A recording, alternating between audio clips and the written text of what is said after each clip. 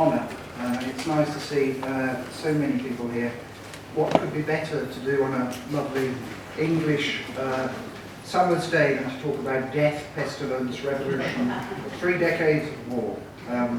It's all here. And I assumed that most of you do not have a detailed knowledge of the 30 Years' War. My actual specialisation has always been in Britain and Ireland during the Protectorate, which is what the book is about, as well as Venice during the same period, and particularly as far as republicanism goes.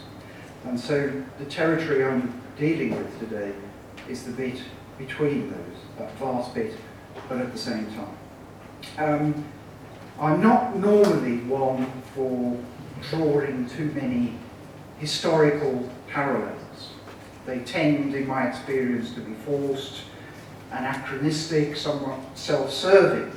But I think it's fair enough to say that we are living through historic times, interesting times, as the apocryphal Chinese curse has it. And so one is tempted to point out past resonances, despite one's better judgment.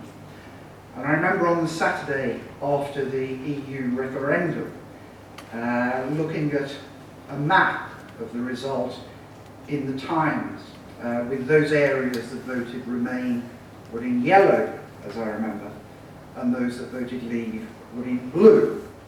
And immediately a year came to mind. It wasn't 2016, but 1638, because what we saw there was basically a mirror of the divisions in the British Isles during that period after which civil war ensued. Scotland, where our civil wars began, with the Prague revolt, was once again in accord with London, the parliamentary southeast, and Catholic Ulster, while Wales, the west, the Midlands, and the north of England mirrored the royalist strongholds. And we tend to think, in the popular imagination, of the royalists as the conservatives in that conflict. That they were, in fact, I would argue, the likes of Charles I, Archbishop Laud, Lord Strafford, the advocates of a new form of political system, absolute monarchy. It was the parliamentarians, remember, who lauded, if you'll excuse the pun, the ancient constitution and spoke with disdain of the Norman yoke. And perhaps the Leavers, like the Royalists, are actually radicals in conservative dress. A few days later, of course, on July the 6th, the politely damning Chilcot Report was unveiled. And when I watched Tony Blair's response to it, I thought, Western design. For those unfamiliar with the Cromwellian Protectorate, I mean, in my experience, that's the vast majority of the British population, the Western design was the name given to a catastrophic foreign policy initiative, a naval expedition to the Caribbean island of Hispaniola, which sought to claim it from Protestant England's nemesis, Black Spain. The expedition was humiliated, and its commanders were imprisoned on their return. Such was the shame. And it halted the Cromwellian project in its tracks. It never got back again, because it sowed enormous self-doubt among the new ruling class, and the Protector in particular. Remember, until then, until 1655, the year of the Western design, the regime had been all conquering, politically and militarily, especially on the battlefield, where it was felt, like the Armada in 1588, which that regime referenced so often, that a Protestant wind was at its back. But now, in 1655, with the Western design, Providence had withdrawn a guiding hand. England had sinned. Whether it was to be this New Jerusalem was again open to question. What needed to be done to please this Protestant English God? And of course, it's one of the reasons, as an aside, why Cromwell allowed the Jews to re-enter England at the time, because it was felt that the people of the New Testament, the elect of the New Testament, the English, could only build that New Jerusalem if they also converted the elect of the Old. But that's something else. And in his post-Iraq guise, there was something of the shell of Cromwell with Blair in those images. Now, the British civil wars, the wars of the Three Kingdoms, whatever one wishes to call them, were tangential to the 30 Years' War, but they are part of this grand narrative of a wider European crisis. Dame Veronica Wedgwood, C.V. Wedgwood, whose pre-war, 1938 I think it was published, narrative of the conflict remains remarkably readable, described the 30 Years' War as the outstanding example in European history of meaningless conflict.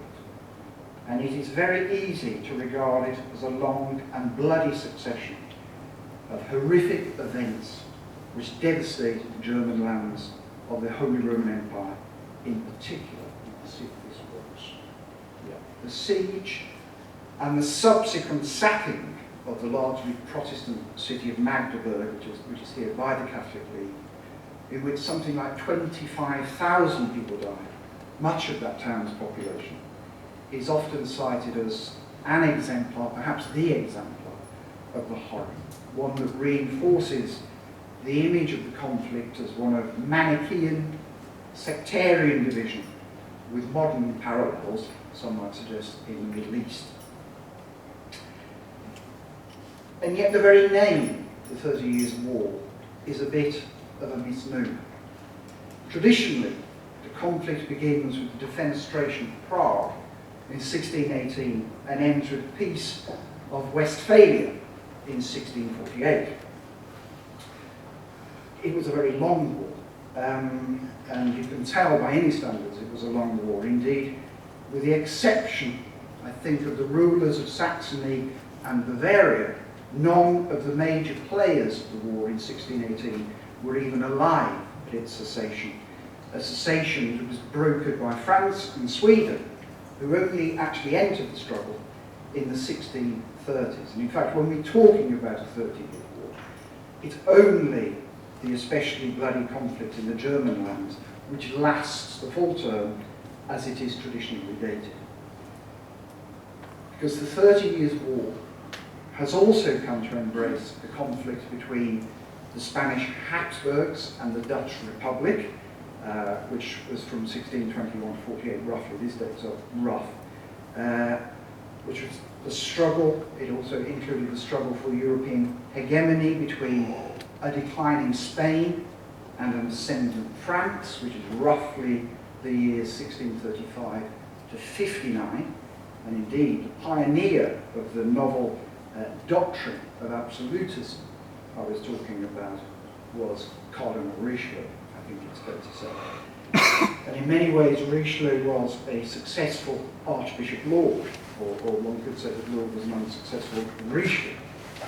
It also included the Polish deluge, which actually began in 1648, a catastrophe for that country, and a renewed struggle at its margins for mastery of the Mediterranean between the Venetian Republic and the Ottomans, which roughly lasts from 1645 to 49, as well, as I say, the cause of our own civil wars, the cause of which was in part the reluctance of the Stuarts, both James I and Charles, to come to the aid of European Protestantism, despite family connections with the defeated Frederick, the Elector of the Palatine, who was married to Elizabeth, James' daughter. So there's agreement on one thing at least we could start with. The war really did begin with the defenestration of Prague in 1618, and there's a contemporary image of it. Now, there have been Protestant rebellions in Prague in 1609 and 1611, but they've been met with pragmatism by the imperial powers. These are the rulers of the Holy Roman Empire. What was different this time was that Ferdinand II, who had become Emperor Designate the previous year, was not a man to compromise. I think we've got a picture of him, that is Ferdinand, in all his grandeur. He was very much the arch exponent of counter-Reformation Catholicism, though the term counter-Reformation is not one, is not a contemporary term, it's one that historians have used since.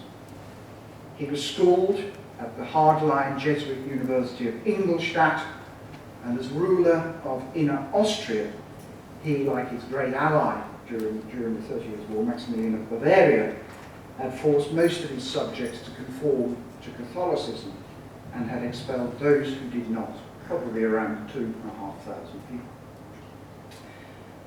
In Bohemia, the Catholic Archbishop of Prague, who was his agent, ordered the closure of a Protestant church at Klostergrad in 1614, forcing its citizens to attend Catholic services.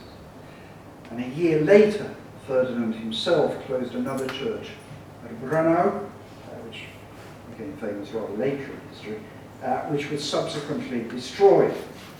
And when he became Emperor Designate, Ferdinand left Bohemia and his capital Prague, a city traditionally favoured by emperors, think back to Rudolf II, in the hands of a committee of 10 agents, 7 of whom were Catholic, which was a hugely provocative act in a region in which about 90% of the population was Protestant. And these regions, very much egged on by Ferdinand, who had acquired the backing of Philip III of Spain, who was his cousin, destroyed churches, introduced censorship, and barred senior Protestants from high office. And so on May the 23rd, 1618, which is the traditional starting date of the 30 Years' War, the estates in Prague, the senior aristocratic figures in Prague, Protestants, marched Hradčany Palace in the centre and hurled 2 Catholic ambassadors, Martinitz and Slavata, as well as their secretary, out of a window. They landed on a dung heap and survived. And we were talking about providence earlier, this idea that when one was doing right, that God would look after you. This was seen very much by Catholics as a good omen, an omen that they were doing God's work. But that a Bohemian rebellion would spark off a war of such length and magnitude is something that no one at the time could possibly have foreseen. The 30 Years' War in many ways is an object lesson in that most important of all historical factors, contingency.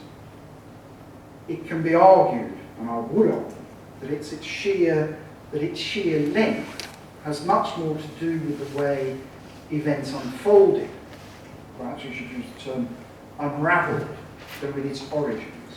And contingency plays a particular role in this conflict. It always does, but in this one particularly. There is no one in control. It spirals, it unravels. After all, there were many other tensions in late 16th and early 17th century Europe that could have ignited the spark of war, but did not. There was, for example, the intense rivalry between Sweden and Denmark. During the 16th century, Sweden had broken from Denmark, an act the latter sought to reverse.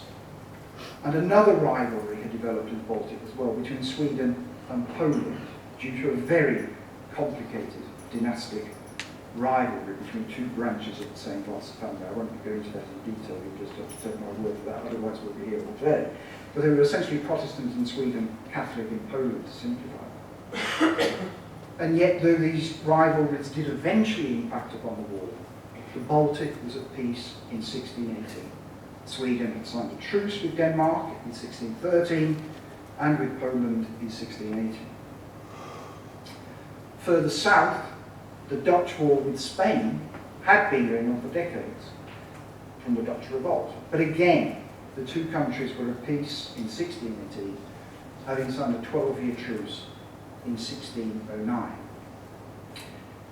Now, in order to take that war to the Dutch, to quell the original Dutch revolt, Spain had constructed what became known as the Spanish Road, a military highway that linked Spanish territory in northern Italy with Flanders.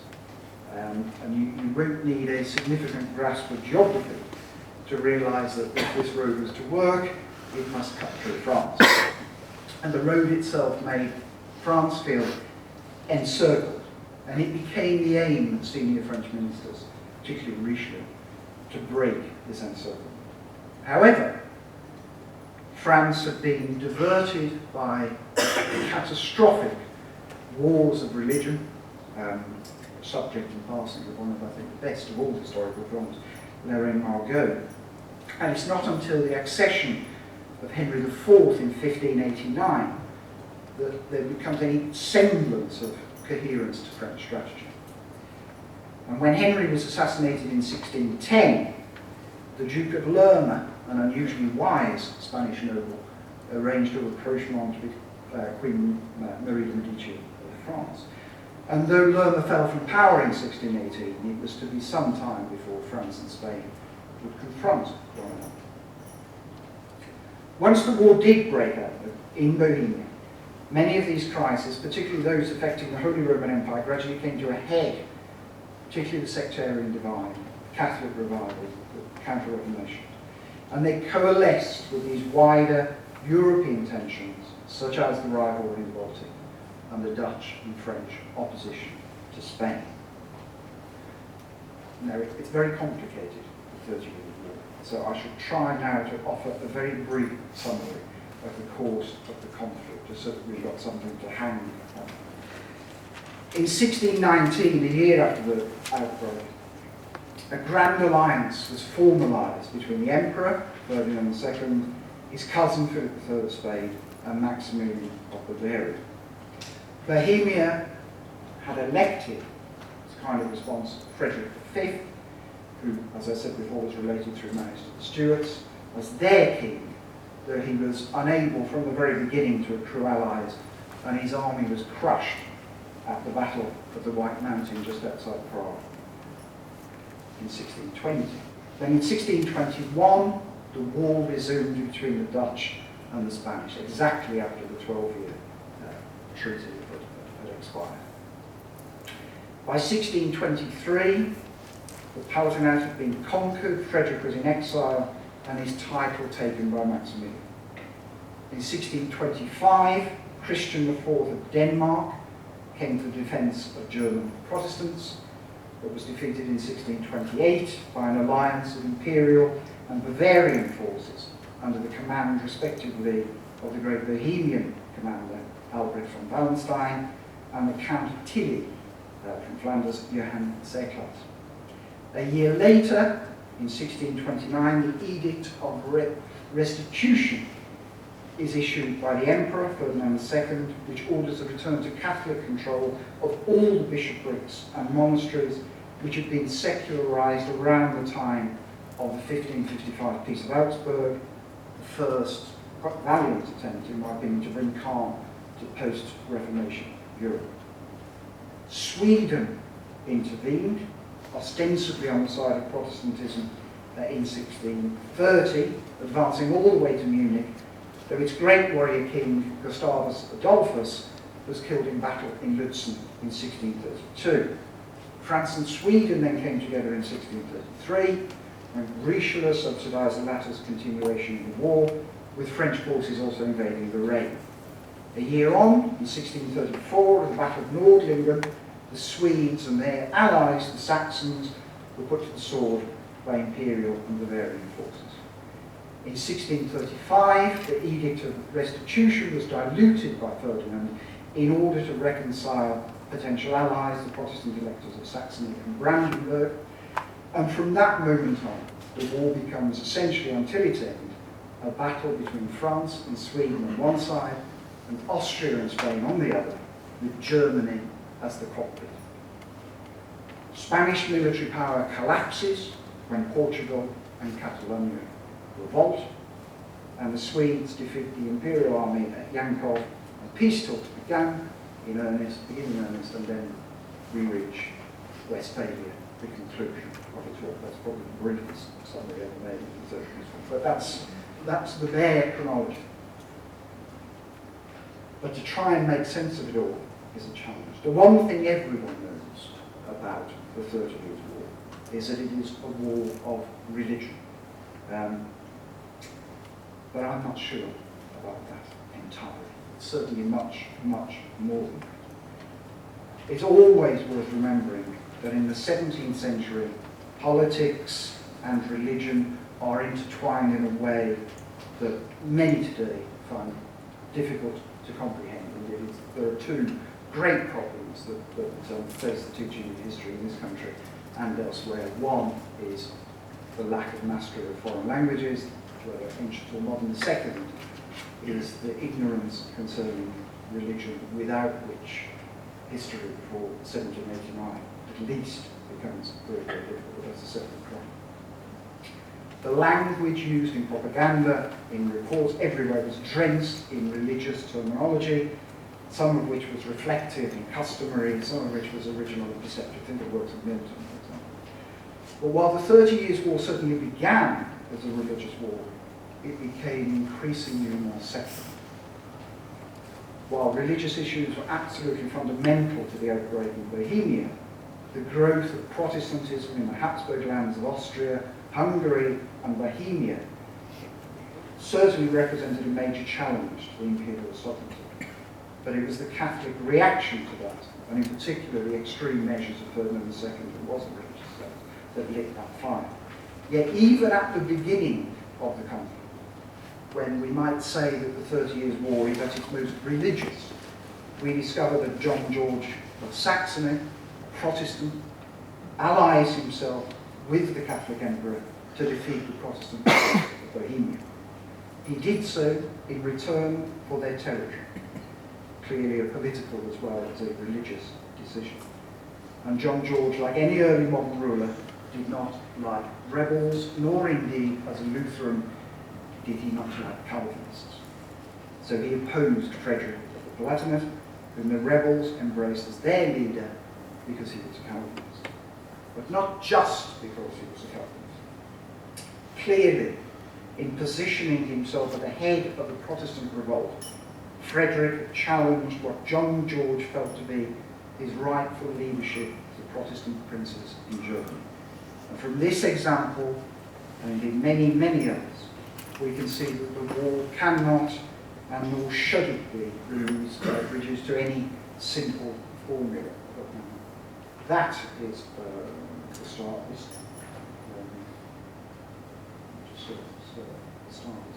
There's the pub landlord. Not an obvious person to bring up in a discussion of the 30 Years' War, but there's a phrase that his actual graduate, history graduate actually does use, which is one of the best phrases to remember when studying history, and that is that it's a bit more complicated than that. And if we wish to unravel those complications, we have to try and determine the motives of the main actors here. As I've said, there's no doubting Ferdinand II's motivation. He was utterly devoted to the Catholic Church. For him, Protestantism was also synonymous with disloyalty, and he saw it as his duty to revive and then reimpose the true faith throughout his empire, a task which proved ultimately impossible. The successes of the Spanish, Imperial and Catholic League armies in alliance in the 1620s came to be seen as victories for the Counter-Reformation too, and led in turn to new Protestant alignments. But the equation of Habsburg success with the cause of Catholicism actually became too much for some Catholics, particularly Maximilian of Bavaria and especially Richelieu.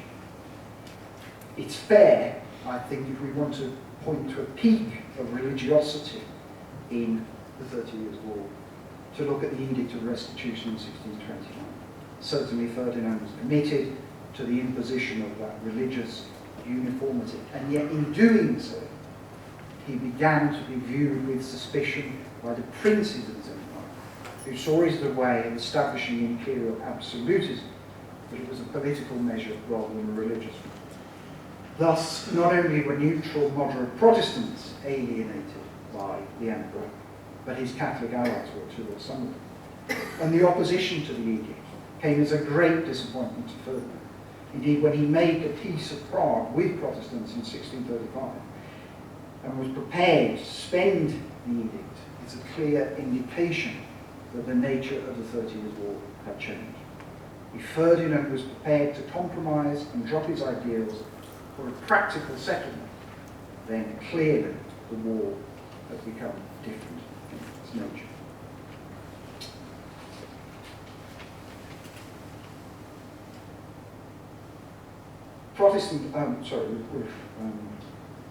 So he was prepared to drop his ideals for that practical settlement. Clearly something had changed. But what really changed everything, what transformed the war into something else, was the intervention of Sweden and France. And Sweden's great warrior king, Gustavus Adolphus, is often portrayed not only as the champion not only the champion of Protestantism, but its saviour as well, though it's not necessarily an easy argument to maintain.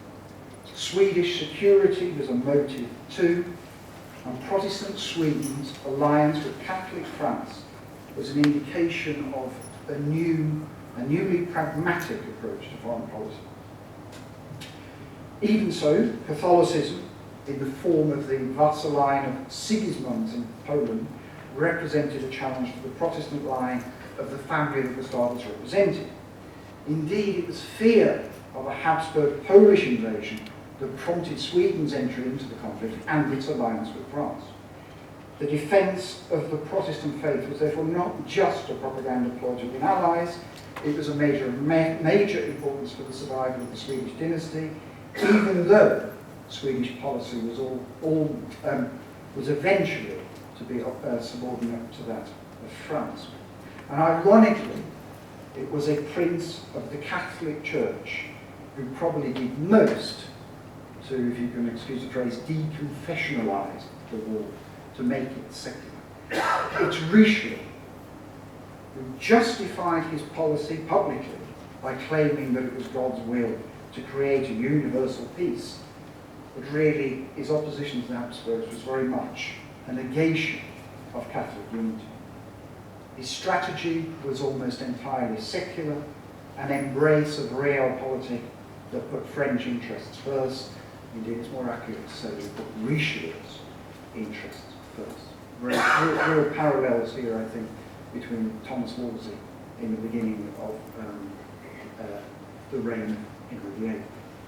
Richelieu's entire reputation was staked on the successful outcome of an anti-Habsburg policy, and accordingly he was prepared to make deals with Protestants whoever in order to bring down Spain and the Empire. And so as from 1635, as France entered the war, as its influence grew, the war took on an increasingly secular character. Now it's often seen as a harbinger of the modern. Westphalia, which I'll deal with in a moment, is woeful. But historians such as Geoffrey Parker, that's not Geoffrey Parker, there's Geoffrey Parker, who's probably the best historian of the 30 Years' War, have argued that there was a military revolution in Europe between 1550 and 1650, which culminated in the 30 Years' War. Its origins can be traced to developments of the Dutch Revolt, and these were enhanced by Gustavus Adolphus. And there is no doubt that Gustavus increased the role of firepower, had a particular concern with mobility and cavalry charge, and the Battle of Breitenfeld in 1631 is usually the one that's cited by historians as triumph of his pioneering tactics. And yet, almost without exception, the battles of the 30-Year War were won by the possessor of the largest army on the field, regardless of what tactics were deployed. If we look at 1620, the Battle of White Mountain, 28,000 men beat 21,000. 1631 at Breitenfeld, 42,000 beat 35,000. 1634, Nordlingen, 33,000 beat 25,000, and so on. The only real stalemate among these figures I could find is the Battle of Lutzen, which had 9,000 people on both sides, and was a draw. And so despite being at the cutting edge, allegedly, of military change, the Swedes fought inconclusive engagements in 1632, they were thoroughly defeated in 1634, At the Battle of Torstensson, one of their great commanders, won the Battle of Yankov in 1645 with a force of 15,000, equal to that of his opponents. It's the only example, but he did so by outmanoeuvring them and attacking them from the rear, something that, in fact, Cromwell did all the time. And in fact, if there is one military figure of the time who does defy the odds, it's Cromwell at battles like Dunbar in 1650 and at Worcester in 1651. We talked about the great generals Wallenstein and Gustavus, who were able to put together huge forces in excess of 100,000 men, probably the largest, almost certainly the largest forces seen until then. But only small proportions of these armies would be mobile. Only a small group would actually fight. The rest would garrison territory, be involved in supply, and as the war progressed, the sizes actually declined. Military capacity diminished for obvious reasons. They were rarely above more than 10 or 15,000 men, and hence the reason that so many battles and campaigns are indecisive. Wallenstein was unable to deal the knockout blow against Denmark in 1628. Nordlingen was not followed up. The Swedes' success at Wittstock in 1636 was soon reversed, and after Yankov, the Swedes advanced to Vienna, but then retreated. So why were these not followed up? Why was there this kind of stasis? And basically, the inconclusive character of the battles in the 30 Years' War, of its warfare, owed everything really to problems with the supply of men, money, and provisions. Logistics and finance, just as in the Middle Ages, were the real problem. The early modern state, just like the medieval state, was simply not up to the job. The war became a struggle for resources, as whole regions of Germany were devastated. Defending and keeping areas for supply often took precedence over the development of any offensive strategy. So forget all talk of military revolution. The 30 Years' War was one of the longest and most indecisive wars in history, fought to a state of exhaustion. War is expensive. Medieval kings knew this, and it's often said that we saw a financial revolution during the early modern war, that it preempted it in some way.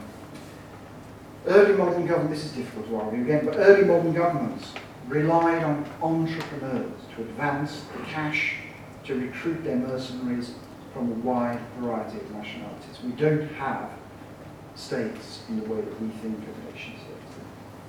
The entrepreneurs could accrue these armies in the belief that they would recoup their outlay and make a profit by openly defrauding government, by receiving pay for exaggerated numbers of soldiers, for instance, by underpaying the troops or not paying them at all, by making forced contributions from the localities where they were campaigning, and by pillage and loot. At first, Ferdinand II, the emperor, was able to survive and prosper in the war because he did not have to rely on his own relatively meagre resources. He had subsidies from Spain and the church, as well as contributions from Maximilian of Bavaria, the wealthiest of the German princes. All senior commanders exacted wealth from occupied territory, but Wallenstein extended this system to friend and foe alike and was so efficient in doing so that his dismissal in 1630 was not unrelated to the unpopularity he had engendered by this movement. In the later years of the war, from 1635 onwards, campaigns that were in a given region could not be funded, whole armies could be wiped out by famine, disease, desertion, which was the fate of the Imperial Army in 1644. The effectiveness of this army was reduced considerably, not only because of the loss of Wallenstein and the lack of Spanish help after 1640, but also because the Swedes came to occupy territory that deprived the emperor of tax revenue. He had to rely on his own resources. The emperor found the going tough. The Swedes, who were had the most the closest to a nation state in terms of its organisation that we probably had among the belligerents here, had a system of conscription which gave them a relatively cheap corps of reliable and importantly native troops. But eventually this army too had to be augmented by vast numbers of mercenaries. So much so that only about 10% of the army was actually manned by Swedes. And even then, Swedish taxation only provided a fraction of the cost of these forces. And again, the Swedes adopted the methods we've seen with Wallenstein of extracting resources from occupied territory. France was by far the richest of the participants. It did not have American silver mines for credit purposes as Spain had, and it couldn't meet costs out of occupied territory because the French didn't really occupy it. Its tax system was pretty poor, illogical, efficient, like all early modern ones were. But it was a relatively rich country, with a very large population, as many as 20 million when this country was around about 4, and a diverse agriculture, and was accordingly able to finance the war by increasing some of the taxation and borrowing. Indeed, French taxation doubled between the 1620s and the 1640s, and the inadequate means of collection actually led Richelieu to carry through a revolution, appoint intendants, make accountable government appointees, in order to ensure that there was an efficient tax base there that reached the treasury. And thus, inadvertently, it was the cardinal who was able to extend government controls. But even then, funds were inadequate and France had to run through by borrowing on the basis of future tax receipts. The war is most notorious, as we saw earlier, seen from Magdeburg, for what the civilian population endured, particularly the population in mid-17th century Germany. Though despite a relative wealth of local records, historians have been largely unable to agree on the economic, social and demographic effects of the war. It's one of the reasons I think Susanna Lipska talked about the collective noun for historians, that it should be an argumentation. Town council, but if we're looking at this, we find the numbers exaggerated. It's a difficult thing to say, and I don't particularly like saying it, but maybe the 30 Years' War was not as bad as perhaps it's been portrayed sometimes. Town councils, for instance, would often exaggerate the damage they had suffered in order to obtain tax cuts, tax allowances.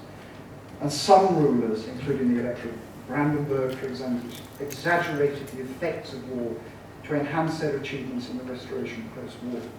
A more recent research suggests this image of devastation has been inflated. There was a decline in population in Germany, probably around 40%, though it may be even as low as 20% rather than 2/3.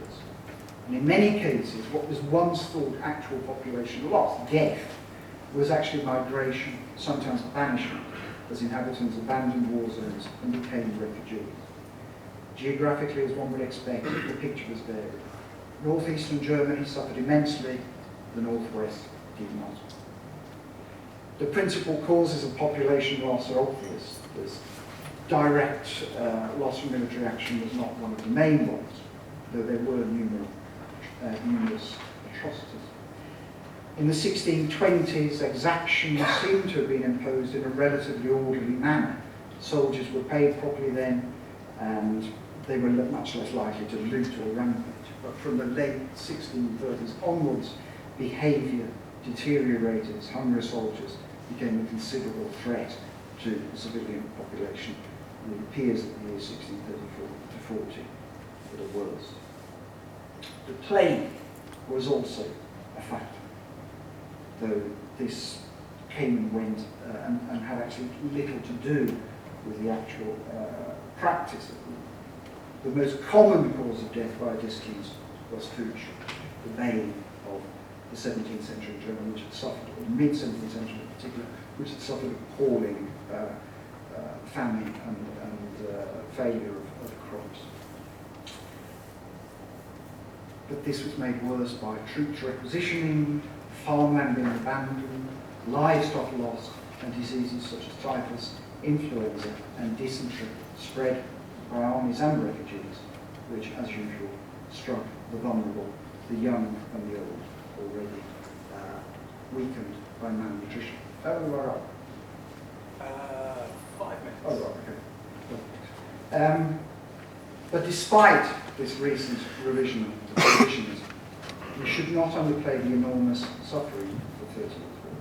Many people were ruined and lost everything. The statistics, as always, disguise a myriad of personal catastrophes, and there could be no adequate appreciation of the anxiety, the uncertainty, the fear that was generated by the war over such a long period. It is little wonder that contemporaries believed that they had lived through a nightmare, or that many lost their traditional religious beliefs. It has been suggested that there was an overall decline in economic activity which began before the war and was part of a long-term trend, and this seems convincing, but there were exceptions, such as Hamburg and Prague ports, which prospered. Agriculture undoubtedly suffered as farmland was devastated, but it recovered pretty quickly, and the traditional rural society was preserved. There were reduced population, accentuated serfdom, as peasants were increasingly tied to the land. Changes in agriculture outside Germany tended to stem from population pressures, but the empire remained underdeveloped and the peasantry remained unfree. Large landowners and wealthy peasants recovered, but small tenants and cottagers were often bankrupted and lost property. Some wealthy families were displaced by loyal ones, an occurrence not just confined to Bohemia. Thus, there occurred a considerable redistribution of capital and wealth, though even the richest suffered. Many nobles and mercantile families were bankrupted. Certain occupational groups did benefit, brewers, for example, and those involved in military supplies, but overall trade was hugely disrupted. The princes were strengthened by the war. It was in many ways a victory for the forces of reaction. But the seeds of a revolution were sown in the 30 Years' War, as they were in the British Civil Wars. The scope of government activity would now have to be greatly increased, and levels of taxation, the kind of taxation, the kind of pioneering collection of taxation that we saw with Richelieu became a priority for modern states, and it's no surprise that within 50 years of the end of the 30 Years' War, we had the creation of the Bank of England and the National Gift. The one thing that people always want to discuss when it comes to this is the way it ends, is the way the 30 Years' War ends. And so let's finish here with the Peace of Westphalia, as it looms large as a major turning point in the history of international law, international politics. And yet it's also one that I think has been captured by a myth, the Westphalian myth, which holds that the peace marks the emergence of the sovereign nation state, that it's the seeds of the international system as we know it now, even that it introduced the doctrine of non-interference. There's been a lot of work on this myth of late. Cormac Shine, the historian, has done a particular work with this. And he cites an influential article written in 1948 as a notable date. You notice it's the tercentenary of this, by Leo Gross, who was described by one critic as the Homer of the Westphalia myth. This was also around about the time of the founding of the United Nations as well. And this Austrian-born legal scholar, Leo Gross, describes 1648 as the majestic portal which leads from the old into the new world and the starting point for the development of international law. And this is still, I think, the dominant image of Westphalia has, this huge shift from the medieval world to the modern. The birth certificate, as it's been described, of the international legal order. And political and legal theorists do generally tend to adopt this view. Historians have never really done that much to dispel it. But we have to be careful, because the idea that Westphalia paved the way for this international system relies on some rather dubious argument that the treaties dismantled the supreme European authorities of the Catholic Church and the Holy Roman Empire, for example. And yet Protestantism had been recognised by the Holy Roman Empire as early as 1532, just 15 years after Luther penned his thesis of law in Wittenberg. And while the Church's political authority was certainly declining throughout this period, there's nothing to suggest that this is actually the ultimate turning point, this great shift. Similarly, the idea that the Holy Roman Empire was replaced by a network of independent states after 1648 is something of an exaggeration. The Peace of Westphalia did give imperial priestly states the power to sign treaties, but this had been widely practiced for at least half a century before. Indeed, Brandenburg had formed an alliance with the Netherlands quite independently in 1605. The German states still saw themselves as one body after the peace. The emperor was still their overlord. Representatives were still sent to the imperial diet, which retained control over legislation, warfare and taxation. Overlapping sovereignties, there's a topic, were as much a fact of life and source of conflict after 1648 as they've been before. So why this resonance? One answer, perhaps, is that historians have not been involved in examining this. It's always detached from its concept and held absolute, and assigned an importance because it suits a narrative of existing international law and international relations as an essentially Whiggish, progressive, evolutionary process. It's one of those stepping stones which takes us from 1815 to 1919 to 1945 and so on. By cutting out events, by taking Westphalia out of its context, we can encourage this myth and hold this myth to carry on, because there's so little historiography of international law and politics. And so we discount anything outside the traditional realm of sovereign states. The results of this marrying are quite clear, I think. It's difficult for us to properly envision